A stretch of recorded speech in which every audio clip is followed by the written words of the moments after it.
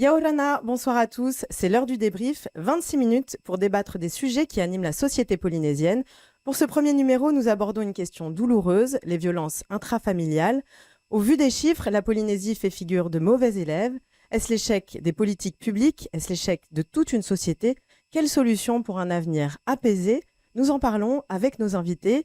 Madame Minari Galnon Taupua, ministre des Solidarités, en charge de la famille et de la condition féminine. Nous avons également Lucille Hervouet, sociologue spécialiste des questions de violence en Polynésie française.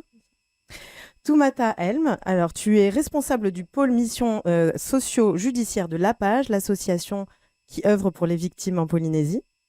Et enfin, Mérée Fèvre, animatrice spécialisée auprès de la Croix-Rouge sur les questions d'addiction et ancienne formatrice en self-défense. Bonsoir à toutes, mesdames. Merci d'avoir accepté notre invitation pour ce soir. Avant de poursuivre, je vous rappelle que vous pouvez commenter cette émission en direct sur la page Facebook de TNTV. Mesdames, un plateau totalement féminin et pourtant, c'est l'affaire de tous, cette question. Les hommes comme les femmes, aucun n'a priori d'ailleurs sur la place de l'un ou de l'autre en tant qu'auteur ou victime, mais pourtant, les chiffres parlent d'eux-mêmes puisque 77% des victimes de violences intrafamiliales sont des femmes. Clairement, Minari, la situation n'est pas bonne. Bien sûr que la situation n'est pas bonne. Cependant, il faut savoir que les femmes sont fortes, les femmes sont actives, les femmes sont dynamiques. Maintenant, il faut peut-être les restituer dans la société actuelle pour mieux comprendre ce qui se passe, parce que à mon sens, c'est vrai qu'actuellement, la violence est partout, que ce soit visuel, que ce soit auditif, que ce soit économique. On la retrouve partout. Notre société a développé une forme de violence à tous les niveaux, à la maison, mais aussi à l'extérieur. Tout à fait. Donc aujourd'hui, il faut repenser une société nouvelle, la société polynésienne que nous voulons pour demain. Les femmes sont fortes et pourtant elles subissent. Elles sont fortes, elles sont actives, elles sont dynamiques. Elles ne subissent pas vraiment parce qu'elles sont obligées quelquefois de le faire pour leurs enfants peut-être ou par conviction religieuse, vous savez. Il y a beaucoup de facteurs, mais les femmes sont fortes en Polynésie. Alors, je le disais, c'est aussi l'affaire de tous. Là, on parle des femmes, mais c'est vrai que finalement, ces violences, elles concernent tout le monde. Hein. On peut se retrouver face à des situations de violence envers les enfants, envers les hommes aussi. Donc, c'est une situation qui est compliquée. Lucille, si on revient très rapidement sur les causes. Les causes, alors déjà, ce qui est important à dire, c'est que je pense qu'on sera toutes d'accord, c'est pas propre à la Polynésie. Non, on est d'accord. C'est pas culturel. Voilà, c'est certainement pas culturel ni propre à un milieu social. Donc, il faut regarder un petit peu dans la structure, en fait, en effet, de la société, dans son évolution. C'est vrai que la Polynésie, ce qu'elle a de spécifique, c'est les chocs qu'elle a subis dans le passé et qui ont transformé de manière très rapide la société, de manière exogène aussi de l'extérieur.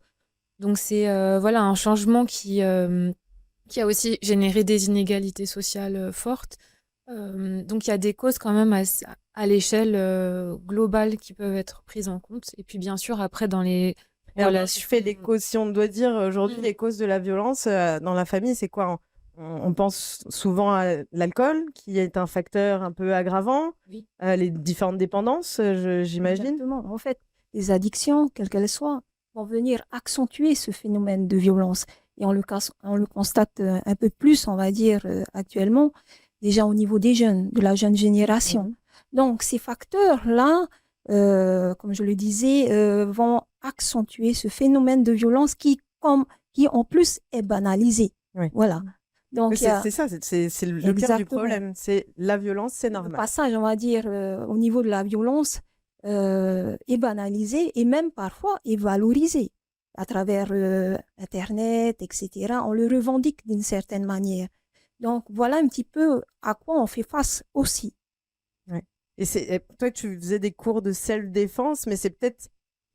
on n'est pas dans une violence libérée comme ça. Si on Alors, peut recentrer un petit peu c'est vrai que d'un premier point de vue, quand on parle de self-défense et de violence intrafamiliale, on ne voit pas vraiment le rapport. Mais dans la pédagogie qu'on a mis en place justement pour enseigner cette self-défense, c'est surtout un état d'esprit. Oui. Madame Galland, elle a bien souligné, les femmes sont fortes, mais elles subissent parfois à cause des enfants, etc. Ou sinon parce qu'elles n'ont pas les moyens de sortir de ce milieu-là. Mais surtout parce qu'elles n'ont pas cette faculté à poser des limites et parce qu'on leur a pas dit aussi et enseigné qu'elles ne doivent pas accepter, ne serait-ce que le premier geste de violence. Et quand on entre dans ce processus relationnel où on espère que le conjoint va changer, là va s'enclencher le processus de violence et qui va perdurer et dont les conséquences vont être sur la femme, bien sûr, sur la mère de famille, mais surtout sur les enfants. Voilà. Oui, Donc, ceux qui en payent le plus grand prix, souvent, ce sont les enfants. Toumata, toi, tu intervenais auprès des auteurs, notamment à la page. On en parlait en préparant cette émission. On a vu quand même aussi une évolution dans du profil des auteurs de violence. Oui, c'est vrai que moi, j'ai commencé cette activité en 2011, au tout début de ma carrière. Et aujourd'hui, en 2024, moi, je trouve que les profils, ils ont évolué, mais forcément pas dans le bon sens. Autant en 2011, on pouvait qualifier l'alcool et l'addiction comme un élément comme une cause. Aujourd'hui, ce n'est qu'un facilitateur, en fait, l'alcool et la drogue. Et le problème, il est bien plus profond, il est bien plus sous-jacent au fonctionnement même de la famille. Il est au niveau de la perception même qu'on peut avoir de sa place dans la famille, de la place de l'autre aussi, de son rôle dans la famille, du pouvoir qu'on a ou pas sur les autres. En fait, besoin de pouvoir aussi. Oui, c'est ça. C'est comme une façon de dire ici, il y en a un qui commande et c'est moi et c'est pas vous. Sauf que cette façon de voir les choses, elle porte énormément préjudice à l'ensemble de la famille parce que du coup, les places sont pas égales. Et à partir de là, on va démarrer vers un fonctionnement qui va permettre d'inscrire dans un engrenage qui va faire effet boule de neige au fil des années. Et je trouve que du coup, là, le travail il est beaucoup plus complexe si on veut arriver à défaire un peu cette façon de voir le couple et la place des parents. Je le disais en introduction. Vas-y, Minaria, interviens quand tu veux. Non, j'aime bien ce terme de chercher sa place au sein d'une famille, c'est vrai. La place du père, la place de la mère, la place des enfants. C'est vrai qu'actuellement, j'ai mis en place justement un système de regroupement de familles pour pouvoir justement revoir la place de chacun. Je vais vous Alors, dire... ce serait quoi la place de chacun? C'est-à-dire qu'on viendrait à quoi? Un modèle de femme à la maison? Non, pas du tout. C'est déjà de rassembler des familles, de mettre par exemple les hommes ensemble, les pères de famille, les enfants ensemble, les femmes ensemble. Pourquoi? Pour pouvoir discuter de sa place, mais il faut que la famille soit présente. Pas chacun de son côté, parce que ce qui se passe, c'est que quand on revient dans la famille, on a les mêmes problèmes, mais quand on s'en éloigne, forcément, les problèmes disparaissent. Quand on a toute la famille, nous avons mis en place des groupes de parole. Il y a aussi des psychologues qui interviennent. Je vous assure qu'on comprend ce problème de communication. Et souvent, c'est une communication difficile, intergénérationnelle, et c'est compliqué aujourd'hui, quoi.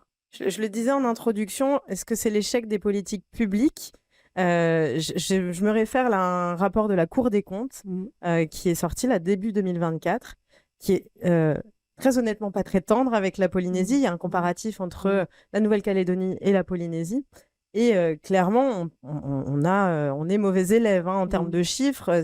On parlait tout à l'heure, c'est un taux de 8 pour 1000 habitants en Polynésie contre une moyenne de 5 pour 1000 habitants en métropole. Donc, on n'est pas très loin du double. Et puis, il pointe différents dysfonctionnements, on va dire, des politiques publiques. Notamment, les problèmes d'autonomisation des femmes. On en parlait rapidement. C'est-à-dire pouvoir ouvrir l'emploi aux femmes. Une difficulté à flécher les budgets qui sont alloués à la prévention sur les violences. Qu'est-ce que vous voyez dans ces problématiques Eh bien, c'est justement C'est justement ce que j'ai fait. J'ai pris à bras le corps justement lorsque j'ai eu mon ministère. Comme vous savez que j'ai une expérience quand même au niveau des associations qui est très très longue et qui me sert aujourd'hui. Oui. Je dis que c'est vrai que ce qui est important, c'est l'autonomisation des femmes, certes. Inaris, tu veux bien te Mais mettre juste attends. devant ton micro, s'il te plaît. Mais ce qui est important plutôt, c'est le respect. Vous savez, on peut parler d'autonomisation, on peut parler de tout. Mais c'est déjà de se respecter. Si on apprend à se respecter, respecter la femme, on peut y arriver. Les politiques publiques, excusez-moi, Oui. c'est déjà bon. On nous a pointé du doigt en disant qu'il n'y avait pas de schéma d'organisation, par exemple du social. C'est ce que je vais mettre en place, je vais présenter en public puisqu'on a pris en compte tout ce qui a été dit. Il n'y a pas eu beaucoup d'évaluations aussi de chiffres, c'est-à-dire que la dernière étude datait de 2002 Oui. et on a attendu 2020 pour avoir des nouveaux chiffres et pouvoir voir éventuellement une évolution aussi. Alors, c'est vrai qu'on a beaucoup manqué de chiffres au niveau des violences parce qu'en fait, on attendait les grands regroupements pour pouvoir parler de tout ça. Mais cependant, ce qu'il faut savoir, à part les chiffres, il est vrai qu'il y a des actions qui doivent être mises en place. Ne serait-ce une grande action, c'est d'aider déjà les travailleurs sociaux. Parce que dans leur rôle, d'ailleurs, je voudrais leur rendre hommage, ils ont un rôle très, très compliqué, puisque vous savez que les familles, les violences ont vraiment explosé depuis la crise Covid, en fait. Il ne Oui, faut que pas tout le monde oublier. s'est retrouvé Tout le finalement. monde s'est Ouais. retrouvé et ça a fait une explosion en disant qu'il y a Fermés les uns sur les autres. une prise de conscience qui, je dis aujourd'hui, il faut la gérer, quoi. Voilà. Quel regard, Lucille, tu as? Parce que sur les chiffres, notamment les études, c'est vrai que c'est compliqué de ne pas avoir de données, en fait. Oui. Après, le fait de comparer avec l'Hexagone, la métropole, ça fonctionne pas parce que c'est pas le même type de famille non plus. Donc, on vit pas de la même manière. Exactement. Donc, autant prendre le problème tel qu'il est ici.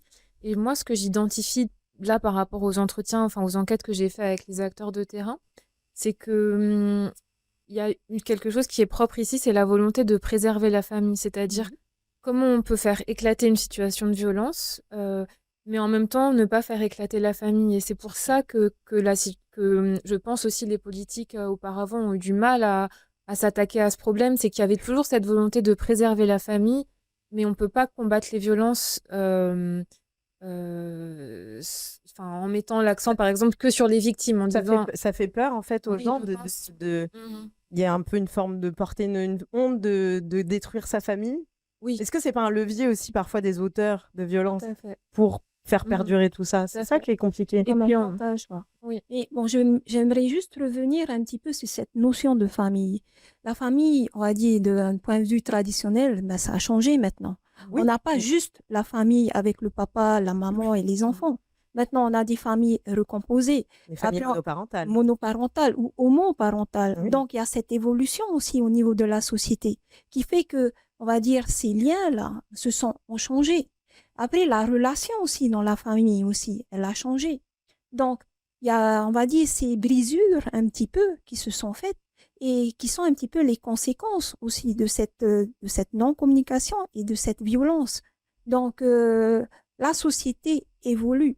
Mais ce que l'on constate, puisqu'on rejoint, et c'est un peu un point fondamental, il y a cette violence qui est faite aux femmes. Oui. Donc, à ce niveau-là. J'allais dire, les violences faites aux victimes de manière générale. Mais de manière générale, on dit c'est plutôt les femmes qui sont victimes. Et après, les enfants. Et dans son ensemble, voilà, c'est les femmes. Ce que l'on peut constater, c'est que ça a été dur quand même. Là, je parle en tant qu'instructrice. Ça a été dur de mettre en place, on va dire, des cours de self-défense quand on s'adressait à ces femmes-là. Et même quand on s'adresse même pas à ces femmes qui sont dans des situations, on va dire, de violence. Parce que, on va dire, il y a un état d'esprit, un petit peu comme une chape de plomb, où le rôle de la femme va être cantonné à ce qu'on attend d'elle de manière traditionnelle. L'image traditionnelle de la femme. Donc, même le rôle de la femme a changé. Maintenant, elle travaille, elle devient indépendante et elle a son mot à dire. Donc, il y a aussi cette confrontation qui peut s'établir. Et comme l'a bien souligné Madame Gallon, il y a ce respect qu'il faut rétablir et la communication. Toumata, tu avais l'air de réagir quand on parlait que c'est des femmes particulièrement. Oui, parce que moi je pense que les enfants, on n'en parle pas assez aussi. On ne parle pas assez. Ouais. Ne serait-ce que d'être présent au moment où les violences sur la femme ont lieu, c'est déjà un Une type violence, de violence. bien sûr. Et penser que parce qu'ils sont dans leur chambre ou dans la pièce d'à côté, ils n'entendent pas, c'est faux en fait. Ils entendent tout, ils ressentent tout. On ne débriefe pas forcément avec eux sur ce qui s'est passé. On ne va pas leur expliquer que c'est pas lié à eux. Et nous, c'est sûr qu'on récupère derrière des enfants avec Qui des sont déjà dans carences cette- dans cette éducatives spirale, et au oui, final. voilà, et des carences éducatives et affectives que ce soit au niveau judiciaire, mais même dans les foyers qui accueillent ces enfants-là. Essayer de casser un peu cette image déjà qu'ils ont d'eux-mêmes et de la famille en elle-même, c'est compliqué. C'est un combat de tous les jours. Et avec une armée d'éducateurs, ça reste encore compliqué. Cet enfant-là, de toute façon, il va fuguer du foyer pour aller où? Pour aller chez ses parents, même si chez ses Oui, parents, donc il y a de la violence, parce que c'est ce qu'il connaît. parce que c'est ce qu'il connaît, et parce que c'est ses repères et sont ses racines. Et ça, je trouve qu'on n'en parle pas assez, et c'est hyper destructeur. Et je trouve qu'avec ça, on a presque une génération sacrifiée, en fait. C'est une création d'un schéma finalement. C'est ça. C'est-à-dire qu'on crée un schéma à la maison, un schéma qui va être répété d'une génération à une autre. Minari, tu voulais réagir? C'est peut-être la génération que nous sommes en train de vivre avec cette explosion de violence. Parce qu'on essaie en fait d'expliquer, mais je pense que Toumata a raison, lorsqu'il y a des faits de violence dans une famille, ce sont les enfants qui subissent d'abord, même si on parle des femmes, ce sont les femmes qui ont été violentées. Je parle physiquement en général, hein, c'est pour ça qu'on les signale. Ce sont les enfants. Moi, je suis très inquiète. Je vois dans les services sociaux que nous gérons, c'est vraiment les enfants. Ce sont les Et enfants. pourtant, aujourd'hui, on a mis en place des systèmes de signalement. Voilà, il y a un numéro, d'ailleurs, je rappelle le 119 pour l'enfance maltraitée. Ça, c'est très important de le rappeler. Et d'ailleurs, juste petite parenthèse, sur ce numéro, il en existe un pour les enfants. Oui. Et dans ce rapport de la Cour des comptes, c'est précisé que la Polynésie n'a pas adhéré au 3919, donc cette ligne d'écoute 24 heures sur 24, 7 jours sur 7. Pourquoi? Est-ce que tu le sais? Ah oui, je le sais. Parce qu'on se prive ça a d'un retour été- d'expérience. ça a été mis en place justement lors du Grenelle des violences conjugales. Mais ce qui s'est passé, on l'a expérimenté ici, ça ne marche pas. Donc en fait, on m'a demandé de mettre un numéro vert en place. C'est ce que je suis en train de Une alternative travailler. est en cours. Oui, une alternative. Donc, Mais les le solutions 3919, arrivent. voilà, les solutions, on les met en place. Mais ce qui se passe, c'est que le 3919, ça fonctionnait pas chez nous. D'accord. À chaque fois, quoi. C'est compliqué. Ok. Comme quoi, les solutions de France ne fonctionnent pas forcément. Non, ce qu'il y a, c'est que nous, quand il fait jour ici, il fait nuit là-bas. Hein, je vais Oui. vous dire, à 4 heures du matin, je sais pas si c'est la même Personne intervention. Mais ça a été l'expérience que j'ai vécue sur les 3919. Si on doit venir maintenant sur les solutions, parce que l'émission va passer très très vite, moi j'ai lu un titre un petit peu aberrant, je vais vous le lire d'un article. Hein. Le juge dit à toutes les femmes qu'il rencontre, quittez-le avant qu'il n'arrive un malheur. C'est bien facile de dire ça. Oui. Oui. Qu'est-ce qu'on fait de ce type de C'est souvent paroles? la réflexion qu'on entend, mais pourquoi elle n'est pas partie? Voilà, pourquoi elle reste? Oui. Alors, C'est encore une fois stigmatiser la victime, oui, exactement. au lieu de peut-être se... Comprendre les Exactement. Ouais. Alors, il y a plusieurs raisons qui vont faire que, justement, la femme va rester. La première, ce sera ses enfants. Ou sinon, on va dire où elle va aller, maintenant elle va quitter. Ou même avoir ce besoin de se détacher, parce qu'il y a une relation, en fait, Il y a une dépendance qui est une créée. dépendance affective qui Mm. va se créer, qui est toxique aussi. Donc maintenant, elle va avoir un encadrement, un suivi, etc. Alors, est-ce que c'est vraiment une interrogation? Est-ce qu'on prend pas le problème à l'envers? Toi qui t'es occupé aussi des auteurs, pourquoi est-ce qu'on extrait la victime, les victimes, qu'elles soient hommes, femmes, peu importe, les enfants en particulier, de leur quotidien, de leur environnement rassurant, et qu'on les met finalement dans une déstabilisation totale, plutôt que d'extraire l'auteur qui, certes, va répondre de ses actes pénalement à un moment, mais le temps que le jugement arrive, qu'est-ce qui risque? Un peu de sursis. Pourquoi est-ce qu'on prend le problème dans ce sens-là? C'est un peu Alors, il y a le dispositif d'éviction du conjoint violent maintenant qui fait partie de l'arsenal judiciaire possible à utiliser.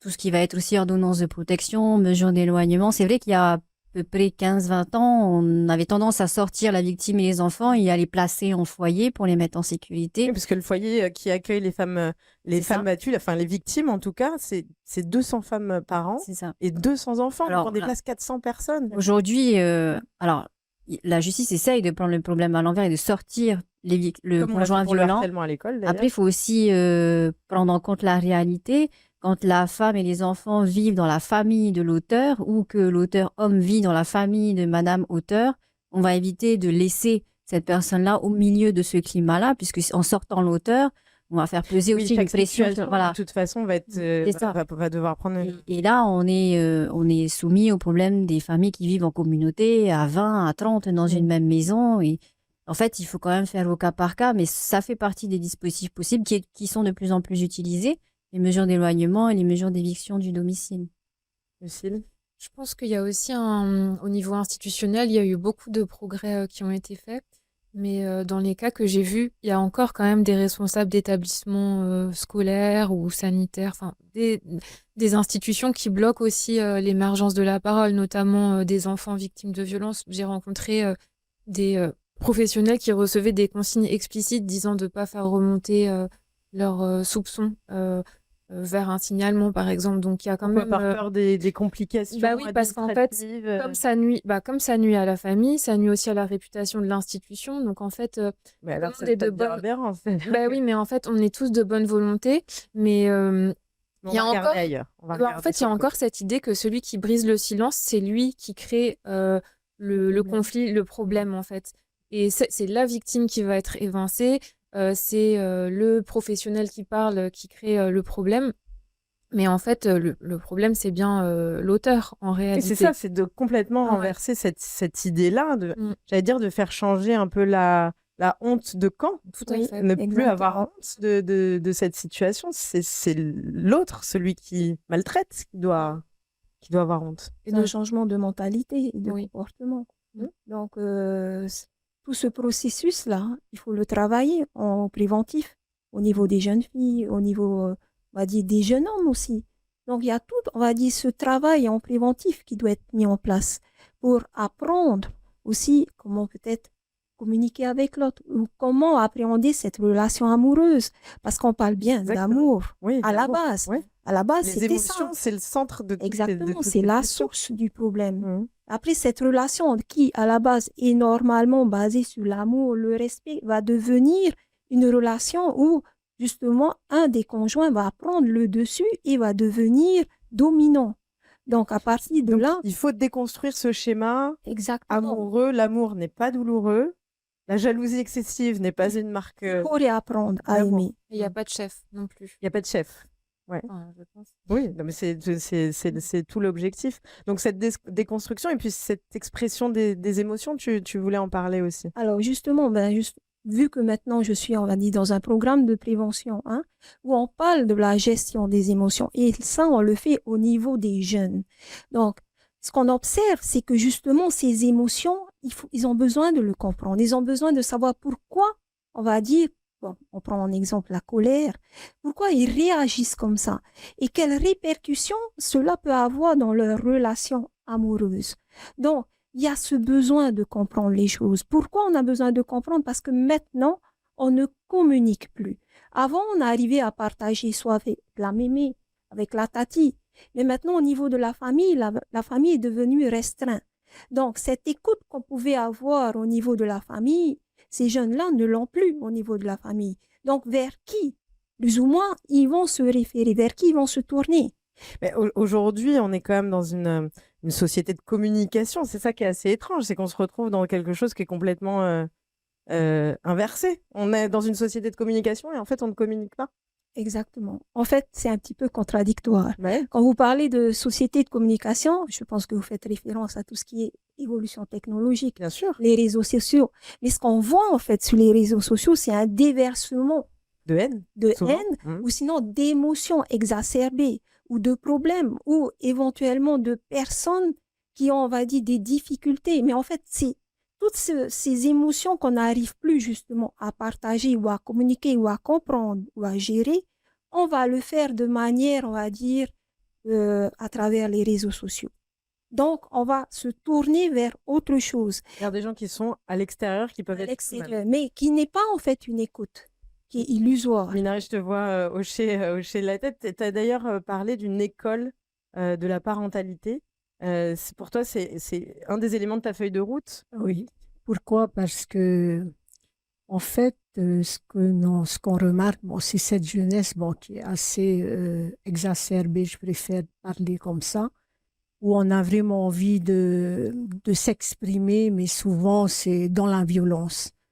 Moi, je dis qu'aujourd'hui, ben, les jeunes, bien souvent, ils pensent que d'être parents jeunes, ça les aide. Et souvent, ils sont parents jeunes, mais en fait, ils n'ont pas été formés à être parents. Et c'est pour cela... Si je peux me permettre, personne Oui. ne l'est. Hein. Personne n'est formé à être parent dès le départ. Oui, On a mais, tous nos mais en lacunes. fait, on avait quand même une certaine maturité.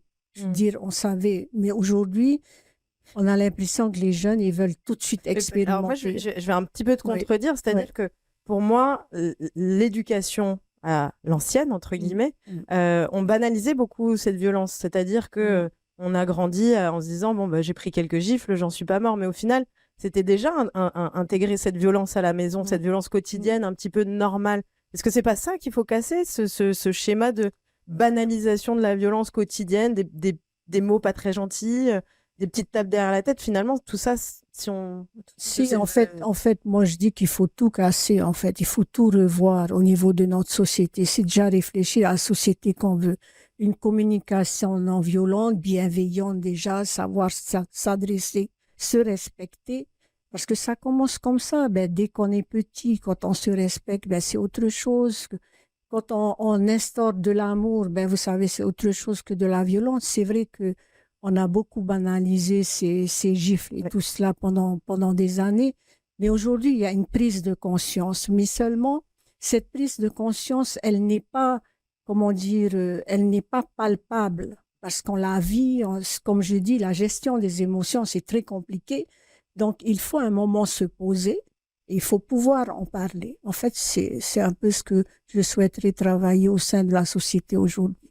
Minari, tu nous offres une belle conclusion à cette émission. Très clairement, les politiques publiques ne peuvent pas tout faire. Oui. C'est une question de société. Tout le monde doit prendre un petit peu part à cette évolution, à cette déconstruction du schéma pour aller un peu plus loin dans une société plus apaisée. Si je peux rajouter quelque chose avec beaucoup d'humilité, avec les expériences que j'ai eues, concernant justement la violence faite aux femmes, je vous dis aujourd'hui que c'est tout le monde qui doit prendre en main ce problème. Tout le monde, je dis toutes les strates de la société, les associations, je voulais leur rendre hommage parce que les associations ont œuvré depuis des années dans des conditions difficiles, je le reconnais. Je dis franchement qu'aujourd'hui, en tant que ministre, c'est vraiment avec humilité que je demande à tout le monde de s'entraider et de se donner la main. Parce que la violence est là. Oui. Tout le monde la voit. Oui. Je dis même ceux qui ont envie de parler de paix et d'amour.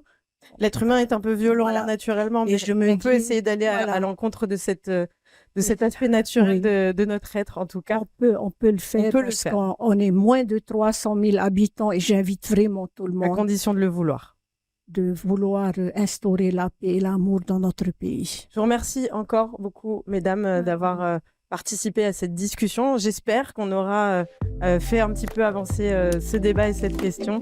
Je vous remercie d'avoir suivi notre émission. On se retrouve la semaine prochaine à 19h30 sur TMTV. Excellente soirée.